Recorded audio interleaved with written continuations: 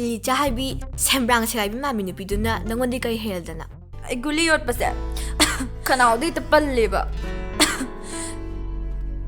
ꯁꯤꯗꯅꯤꯅꯦ ꯀꯣꯠꯅ ꯆꯍꯤ ꯁꯨꯗꯕ ꯑꯉꯥꯡ ꯂꯧꯕ ꯌꯥꯔꯣꯏꯅ ꯊꯤꯡꯉꯤꯁꯤ ꯀꯩꯗꯧꯔꯒꯦ ꯌꯥꯝꯕꯣ ꯀꯩꯁꯨ ꯇꯧꯗꯦ ꯁꯦ ꯑꯩ ꯁ꯭ꯄꯨꯜ ꯂꯧꯔꯨꯈꯤꯒꯦꯀꯣ ꯂꯩꯔꯝꯃꯨꯁꯦ ꯈꯪꯅꯤ ꯑꯃꯨꯛꯅ ꯂꯛꯅꯒꯦꯕ ꯉꯁꯤꯗꯤ ꯅꯪꯒꯁꯦ ꯀꯩ ꯊꯣꯛꯅꯒꯦ ꯍꯥꯏꯗꯤ ꯏꯆꯤꯟ ꯏꯅꯥꯎꯔꯕ ꯅꯠꯇꯦꯗ ꯑꯦ ꯀꯩꯝ ꯊꯣꯛꯅꯗꯕ꯭ꯔꯥ ꯍꯥꯏꯁꯦ ꯁꯔ ꯊꯥꯅꯤꯅꯦ ꯁ꯭ꯀꯨꯜ ꯂꯥꯛꯄꯗꯅꯦ ꯑꯩꯈꯣꯏ ꯂꯝꯕꯤ ꯐꯥꯎꯔꯒ ꯆꯠꯂꯦꯕ ꯑꯗ ꯑꯩꯅ ꯅꯨꯡꯇꯤꯒꯤ ꯁꯔ ꯊꯥꯅꯤ ꯂꯥꯛꯄ ꯉꯥꯏꯔꯦꯗꯅ ꯑꯗꯨꯒꯅꯦ ꯐꯥꯔꯒꯅꯦ ꯅꯝꯐꯨꯗ ꯃꯥꯏ ꯒꯥꯔꯤꯗꯨ ꯇꯣꯡꯉ ꯂꯥꯛꯄ ꯍꯥ ꯀꯌꯥꯗ ꯉꯝꯃꯤꯕ ꯅꯨꯄꯤꯅꯤ ꯌꯦꯡꯉꯨꯅꯦ ꯃꯥꯅ ꯉꯁꯥꯏ ꯍꯥꯏꯕꯗꯨꯕꯨ ꯁꯥꯊꯥꯅꯤꯒꯤ ꯒꯥꯔꯤꯗꯨꯗ ꯅꯝꯐꯨꯗ ꯇꯣꯡꯉ ꯂꯥꯛꯏ ꯀꯥꯏꯅ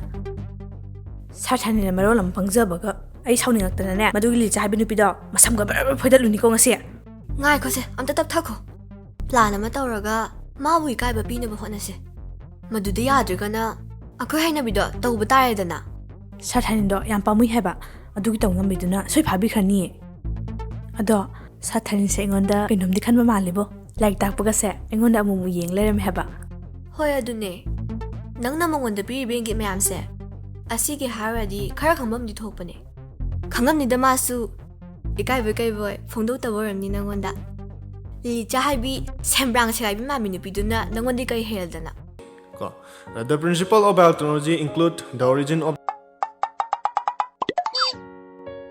ꯃꯈꯥ ꯇꯥꯛꯀꯦꯀꯣ ꯁꯤ ꯀꯩꯅꯣ ꯍꯥꯏꯕꯗꯨꯅꯤ ꯍꯥꯟꯅ ꯑꯩꯈꯣꯏꯅ ꯅꯩꯅꯕ ꯃꯊꯧ ꯇꯥꯔꯤꯁꯤ ꯁꯤꯃꯁꯨ ꯏꯁꯜꯂꯣ What are the classification systems changing every now and then ꯀꯣ ꯑꯥꯏ ꯈꯟꯖꯟꯈ꯭ꯔꯦ ꯃꯁꯤ ꯑꯣꯖꯥꯁꯦ ꯑꯃꯨꯛ ꯄꯦꯟꯁꯤ ꯆꯣꯏ ꯊꯤꯟꯖꯟꯕ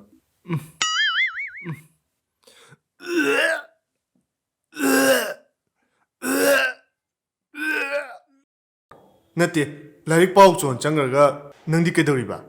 ꯍꯥ ꯂꯥꯏꯔꯤꯛ ꯄꯥꯕ ꯂꯣꯏꯔꯦ ꯅꯠꯇꯦ ꯂꯥꯏꯔꯤꯛ ꯄꯥꯕꯁꯤꯕꯨ ꯃꯤꯠꯅ ꯀꯨꯞꯄꯗ ꯂꯣꯏꯕ ꯌꯥꯕ꯭ꯔꯣ ꯃꯁꯤ ꯆꯩꯗꯣ ꯀꯥꯏ ꯆꯠꯈ꯭ꯔꯦ ꯑꯩꯅꯗꯤ ꯁꯣꯝꯗ ꯃꯥ ꯂꯥꯏꯔꯤꯛ ꯄꯥꯖꯅꯕ ꯆꯥꯛ ꯏꯟꯁꯥꯡꯁꯦ ꯊꯣꯡ ꯂꯩꯔꯦ ꯑꯗꯨꯒ ꯅꯪ ꯈꯪꯅꯤꯅ ꯌꯥꯝꯕꯣ ꯀꯩ ꯊꯤꯔꯤꯅꯣ ꯑꯩ ꯄꯥꯔꯨꯔꯒꯦꯕ ꯉꯥꯏꯍꯥꯛ ꯁꯨꯝ ꯄꯣꯊꯥꯕꯅꯦꯕ ꯀꯔꯤꯒꯤ ꯄꯣꯊꯥꯕ ꯍꯥ ꯍꯧꯖꯤꯛꯇ ꯄꯥꯔꯨ ꯆꯣꯟ ꯆꯪꯈ꯭ꯔꯒ ꯍꯥ ꯅꯪ ꯍꯧꯖꯤꯛꯇ ꯄꯥꯔꯨ ꯆꯣꯟ ꯆꯪꯈꯤꯗ ꯉꯥꯏ ꯅꯠꯇ꯭ꯔꯣ ꯅꯪ ꯍꯥ ꯅꯠꯇꯦ ꯀꯌꯥꯝ ꯀꯨꯏꯅ ꯄꯥꯕꯗ ꯋꯥꯔꯤꯅꯣꯕ ꯅꯪ ꯌꯥꯝꯕꯣ ꯑꯩ ꯄꯥꯔꯨꯔꯒꯦꯕ ꯌꯥꯝꯕꯣ ꯉꯥꯏꯈꯣ ꯅꯪ ꯉꯥꯏꯈꯣ